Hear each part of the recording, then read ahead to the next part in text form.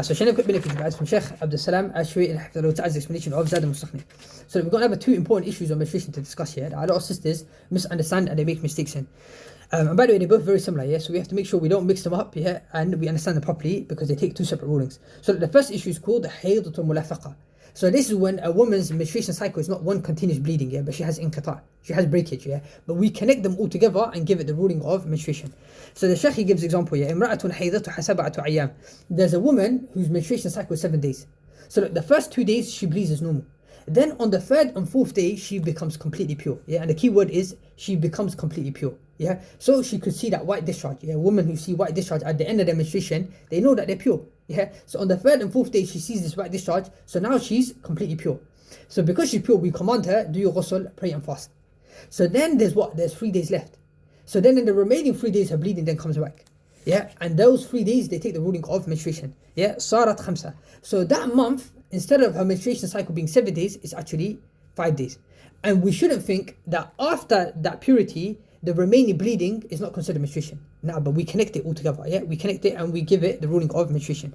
So sisters shouldn't think, by the way, as many sisters do, they shouldn't think that if they see one of the signs of purity, like they see that white discharge within their menstruation cycle, they shouldn't disregard it. Subhanallah, they shouldn't think, oh well, it's within my menstruation cycle, so it takes the ruling of menstruation. We say no, if you see the signs of purity, then it's purity, subhanallah. Do your ghusl and pray and fast, subhanallah. Yeah, and if the bleeding comes back within your menstruation cycle, then that's considered menstruation.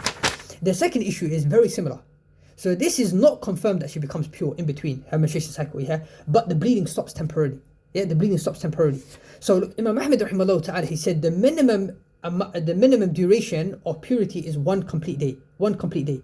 So let's go back here. On the third day, if the bleeding stops, yeah, for a few hours, it could be what, 4 hours, 5 hours, 6 hours. If it's less than 1 day, it's not considered purity. Yeah, it's not considered purity. So sisters shouldn't think, oh, it's been several hours, my bleeding stopped, so khalas, I need to do ghusl, I need to pray and fast. And we say, no, whoa, hold up. Subhanallah, the minimum is 1 complete day. So if by the fourth day, now the fourth day arrived, yeah, and it's been 1 complete day now, and the bleeding has still stopped, yeah, hasn't returned, then that's considered purity. We consider that purity. So then we say to her, make up for that third day. So that third day now we know it's confirmed that you were pure, subhanAllah, because 1 complete day has passed.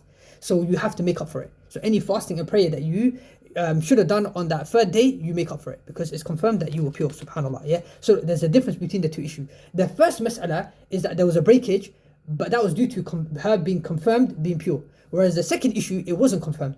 Yeah, it wasn't confirmed. It's only confirmed after 1 complete day has lapsed. It has went by, subhanAllah. I hope that makes it clear. And Allah subhanahu wa ta'ala knows best.